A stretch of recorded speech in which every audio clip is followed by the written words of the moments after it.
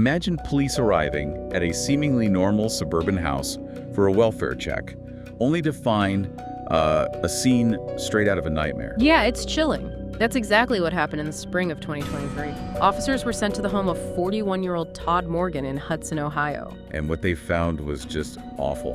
Him, just inside the back door, only in his dressing gown. Significant head trauma, visible blood, just horrific. Hey, welcome. My name is Erin. And I am Ashley. And we're diving straight into this really perplexing case, the Todd Morgan case. Yeah, by all accounts, he seemed like a well-liked professor, a loving dad. But as the police investigation started digging, it turned out there were these hidden layers to his life that, well, ended in tragedy. The initial thought, right, was suicide. Seeing the head wound. Seemed plausible for a second. But that theory got shot down almost immediately by what they found at the scene. Shell casings. Exactly, shell casings nearby, but crucially, no firearm anywhere in sight. So our mission here in this deep dive is to really meticulously unpack the events around this discovery, using the information the police gathered right at the start. Okay, so let's back up a bit. What actually triggered the police to even go to Todd's house? It started with a call from his ex-girlfriend, Mary. Ah, okay. Yeah, he was meant to pick up their daughter from school that Wednesday. Standard stuff. But he didn't show up. Never arrived. So Mary calls the school, finds out their daughter's still waiting. She tries calling Todd herself, no answer. Understandably worried. Totally. So she calls the police, asks them to do a welfare check. Makes sense. So officers arrive. What time was this? Around 7 p.m. that evening at his place on West Streetsboro Street. And as soon as they got inside, boom, they saw a significant amount of blood. Right by the back door where they found him. Yeah. And you mentioned the initial thought was suicide because of the head wound, but what were those immediate red flags? Why did they question it so fast? Well, even right away, certain things just felt off for a typical suicide scene with a handgun, you know. Like the shell casings. Exactly. Multiple shell casings near his body. That's a big one. If someone uses a handgun, you'd usually expect, like, one casing maybe, and the gun itself would be right there. But here, there were multiple casings. Multiple. And no gun readily visible. That immediately signals something else probably happened. Right. And for anyone maybe not familiar, shell casings are just the empty metal bits ejected after a bullet's fired. Yeah. And finding several meant a gun was fired multiple times. And the deeper they went into the house, the more questions came up, didn't they? Oh, absolutely. They found another shell casing at the base of the stairs. Same type. Same caliber, yeah. Meaning likely from the same gun. Then, in a child's bedroom, a piggy bank was overturned. Okay, that sounds like maybe a struggle. Or robbery. Could look that way initially, but weirdly, nothing else in that room seemed disturbed. But the master bedroom, that was different. Yeah, that room was a mess. Disheveled bed, alcohol bottles scattered around, open condom packages. Suggest some kind of encounter, maybe? Or a struggle, yeah. But crucially, just like near the body, no weapon found in the master bedroom either. Still no gun. Still no gun.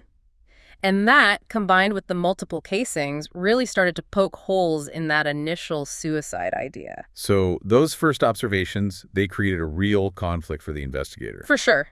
Because the messy bedroom might hint at, you know, an altercation. Right. But then other evidence made robbery seem unlikely. Laptops, tablets, all in plain sight. And his Porsche was still on the driveway. Yep. And his wallet and keys were found inside the house later, although, interestingly, the wallet had no cash. Which his family said was normal for him. Yeah, apparently he didn't usually carry cash, so the whole scene just didn't fit a typical robbery gone wrong. Then the medical examiner's report came in. That must have clarified things. Hugely. The autopsy showed Todd hadn't just been shot once, he'd been shot 7 times. 7 times? Why? With a 9mm handgun. 9mm just refers to the bullet size, the caliber. Yeah. One shot was at close range, and 2 of them to the clavicle area, his collarbone basically, were likely the fatal ones. And all from the same gun. All 7 shots fired from the same weapon. Okay. So while the autopsy is happening, investigators are also looking closely at the scene itself, right? Especially that back door where he was found. And they found something odd there, too. The door looked like it had been forced open, but from the inside. From the inside. How does that work? Well, a piece of the door frame near the lock was missing, and a piece of the lock mechanism itself was actually found outside on the deck. That is weird. Why force your own door open from the inside? Exactly. It's something you sometimes see in staged crime scenes, you know? Yeah. trying to make it look like someone broke in. It's a classic red flag for investigators. And then there were the footprints. Bloody footprints, yeah. Huh. Leading from inside the house out onto the deck and towards the driveway. Not from the first responders. No, they meticulously ruled them out. So someone else left that house that morning covered in Todd's blood. Which raises the huge question. Yeah. Who else was there? And why stage a forced entry? And this is where the neighbors' stories start becoming really, really important. It's fascinating how these details connect. And if you're finding this investigation as gripping as we are, be sure to subscribe to my channel, Dead Quiet Crime Podcast, for more in-depth stories like this. Okay, so the neighbors, what did they have to say? Let's start with Linda. Right. Linda lived down the street. She described Todd as odd. Odd, how so? She admitted feeling uneasy about him, mentioned his nice car, the fact he worked from home, doing renovations, made her wonder about his finances, I guess. Okay. And she also mentioned this really peculiar request he'd made about a year before, asked her daughter to bathe him. Whoa. Okay, that is odd. Definitely paints a picture of someone she found unusual, but her info didn't directly connect to the morning of the murder itself. What about the next door neighbor, Brian? He was retired, home all day apparently, but he claimed he didn't see or hear anything unusual at all. Nothing. But the married couple, Eugene and Sherry, their story was different. Massively different, and ultimately super significant for the investigation. What did they see or hear? Okay, so both Eugene and Sherry remembered hearing sounds around 7:20 that morning. Sounds like gunshots. But they dismissed them. Yeah, initially they thought, oh, probably just a car backfiring. Happens all the time, right? Sure. But their other observations were the key thing. What did they see? Around 7 a.m., so about 20 minutes before the noises, they both noticed an unfamiliar car parked next to Todd's Porsche. Unfamiliar. Totally. Never seen it there before. They described it as light-colored, maybe light blue or gray, smaller, kind of a crossover style. Okay, light-colored crossover. And Sherry saw even more. She did. Sherry specifically saw someone with long hair, couldn't tell if it was a man or a woman, come out of Todd's house. Right. Go to this unfamiliar car, grab something like a package or a box, go back inside the house, Inside. and then leave in that car very quickly, right around 7:20 a.m. Wow. And Eugene found something on his Ring camera. Yeah, later on, he checked his doorbell footage, and there it was, a quick glimpse of a light-colored car around 7 a.m. parked just like they said. But by 7:30 a.m. on the footage, it was gone. So if you line that up, this sounds like gunshots around 7:20, the car leaving quickly around 7:20. Exactly. It creates this incredibly specific window. It strongly suggested a direct link between that car, the person Sherry saw, and the likely time Todd was killed. Okay, let's pivot back to Todd himself for a second. Yeah. What else did investigators find out about his background, his relationships? Well, like we said, professionally respected, seemed like a loving dad. But his personal life, it had complications. His first marriage ended because he had an affair with a student, and then that relationship, the one with the student, that ended too eventually. Okay. And there was something about sobriety monitoring.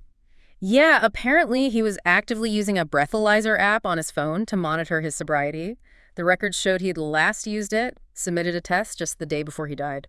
And Mary, his ex, did she know of any current issues, conflicts? She mentioned some past tensions, something involving a boyfriend of one of Todd's other ex-wives, but nothing current, no dating conflicts she was aware of at that time. Okay, now this is where a detail that seems almost random becomes unbelievably important.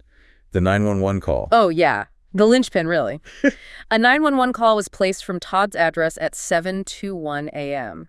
7:21 a.m. That's almost exactly when the neighbors heard the sounds and saw the car leave. Precisely. But when the 911 dispatcher answered, silence, no one on the line. A silent 911 call. What did the police think happened there? They figured it was probably an accidental SOS call from an iPhone. You know, you press the power button 5 times fast. Right, the emergency feature. Yeah. Designed for emergencies, obviously, but sometimes it gets triggered by accident if the phone's dropped or maybe just jostled in a pocket or bag. And this accidental call basically cracked the case wide open. Absolutely. They traced the phone number that made that 7:21 a.m. silent call. It belonged to an Akron woman named Tariana Siobhan Demise Pichel. Tariana Pichel. And get this. The description they got of her slim build, long dark hair, and the fact she reportedly drove a silver crossover vehicle. No way. It was a striking match to the neighbor's description of the person and the light-colored crossover-style car they saw leaving Todd's house right at that time. Wow. So that silent call Placed her right there, right then. Placed her phone, at least, at Todd's house at the exact time of the murder. The investigation immediately zeroed in on her. So what did they find when they looked into Tariana? Well, first, officers went to the address they had for her. The homeowner there denied knowing her, wouldn't let them in. Bit of a dead end initially. But they had the phone number. They had the phone number. And that 911 call gave them probable cause for a warrant for her phone records. So they started tracking her movements using cell tower data. Digital breadcrumbs. Exactly. Cell data can show where a phone has been by which towers it connects to. It creates a timeline, a digital footprint. And did that footprint reveal anything useful? Oh, it was very revealing. Just 6 minutes after that 911 call from Todd's house, Tariana's cell phone data showed it pinging towers, consistent with traveling about 60 miles per hour near the I-271 split. Okay, so leaving the area quickly. Very quickly. And here's the really incredible part. Todd Morgan's cell phone data showed his phone traveling the exact same route for a while. His phone was with her. It appears so, until his phone just stopped moving altogether and Todd's phone never recovered. Which is always suspicious in itself. Definitely. So where did they track Tariana herself? Detectives eventually tracked her to her sister's apartment complex and parked there. Her vehicle, a silver Ford Taurus X. Matching the description. Well, it's a silver crossover type, and it was missing its back license plate. So they found her there, brought her in for questioning. And by this point, the evidence connecting her was just piling up. It really snowballed, didn't it? Like one thing after another. Totally. Remember the shell casings at Todd's house? The 9mm ones, yeah. Ballistics matched one of those casings to a firearm that had been linked to Tariana in a completely different case. An unsolved homicide in Cleveland from 2021. Wait, she was linked to another homicide. She'd been a suspect, yeah. Never charged, apparently, but the gun was linked to her back then, and now a casing from that same gun type turns up at Todd's murder scene. That's huge. What else? The Ring doorbell footage from the neighborhood captured a vehicle that looked like her silver Taurus. The shoe prints on Todd's back deck. The bloody ones. Well, prints were found there. They matched the specific type of Nike sneakers Tariana was seen wearing in her Facebook photos. Oh, okay. Digital, physical. And more digital. Surveillance video from the area that morning showed a silver Ford Taurus leaving the vicinity of Todd's house. Okay. Plus, investigators found out she'd changed her cell phone devices and her phone numbers shortly after Todd was killed. Classic move if you're trying to disappear. Exactly. And her internet search history. Boy. What was she searching? Things like, can police track my phone even if I remove the SIM? News articles about Todd Morgan's murder and searches for her own name connected to the crime. Not exactly subtle. Not subtle at all. And then there was the biological evidence. Yay. Her DNA was found inside Todd's house, on a Black & Mild cigar and on condoms. Okay, so they had her DNA, her phone data, the car, the shoe prints, the gun connection. What happened when they confronted her? Well, initially she denied everything. Denied knowing Todd, denied ever even being in Hudson, Ohio. Standard denial. Did it hold up? Not for long. Detectives laid it all out for her. The phone data, the 911 call from his address, the location pings showing her there and then leaving, those incriminating internet searches. Hard to argue with that. Then they showed her they'd found messages between her and Todd. Bumble dating app messages, text messages, proving they knew each other, they'd connected online. Ah, so the connection was established. Yep. And further digging into those messages revealed she was involved in soliciting prostitution. Messages outlining outcall services, prices. Okay, so that explains the nature of the connection. And was there money exchanged? There was. Financial records showed Todd sent Tariana a $50 payment via Cash App that morning, the morning he died. $50. And there was also an attempted payment of $1,000 from Todd to Tariana on Cash App. 1,000. Did it go through? No, it failed. Likely due to some kind of lack of account verification needed for that larger amount. Interesting. So faced with all of that, the Cash App, the car leaving, the phone location, the DNA, the shoes, the cigar, the gun link, her denials must have crumbled. Yeah, pretty much. The evidence was just overwhelming. So what happened in court? Did it go to trial? She initially pleaded not guilty, but then, literally on the day her trial was supposed to start, she changed her plea. Took a deal? Entered into a plea agreement, yeah. Admitted guilt to murder and the gun charge. What was the sentence? In exchange for the guilty plea, she got 20 years to life for the murder, plus another 3 years for the firearms specification, running consecutively. So, back to back. meaning she has to serve the full 3 before the 20 to life sentence even starts. Effectively, yeah. It means she'll be eligible for parole only after serving a minimum of 23 years. 23 years minimum. The sentencing hearing must have been intense. Incredibly emotional. Todd's ex-girlfriend, Mary, gave a really powerful victim impact statement. About their daughter. Yeah, talked about the devastating impact on their little girl, how confused she was waiting at school that day, and then the absolutely heartbreaking conversation Mary had to have with her, explaining why Daddy wasn't coming home anymore. Just gut-wrenching. Oh, I can't even imagine. Did Todd's mother speak too? She did. His mom, Sandy, gave this deeply emotional statement, talked about her son's recent struggles, how he'd been trying to turn things around, his faith. Right. And she spoke directly to Tariana, just expressing the profound, senseless loss of her son. Did Tariana say anything? She offered a brief apology, apparently very brief. Then the judge handed down the sentence they'd agreed on in the plea deal. Wow. It really is a chilling case. And it all hinged on that seemingly random 911 call, didn't it? It really did. So just to recap the key takeaways here, that accidental 911 call was the thread that unraveled everything. Yeah. You combine that with the crucial eyewitness accounts from Eugene and Sherry, the neighbors. Right, the car, the person. And then just the mountain of digital evidence, the phone tracking, the searches, and the physical evidence, DNA, ballistics, shoe prints. It all painted a clear, undeniable picture of what happened. It's just so disturbing. Someone can have these hidden parts of their life. Yeah. And a relationship that seems purely transactional can just explode into such horrific violence. Makes you think, doesn't it? How these tiny, seemingly insignificant details, a pocket dial on a phone, a neighbor glancing out the window at just the right moment, can be absolutely pivotal in solving a terrible crime. Yeah.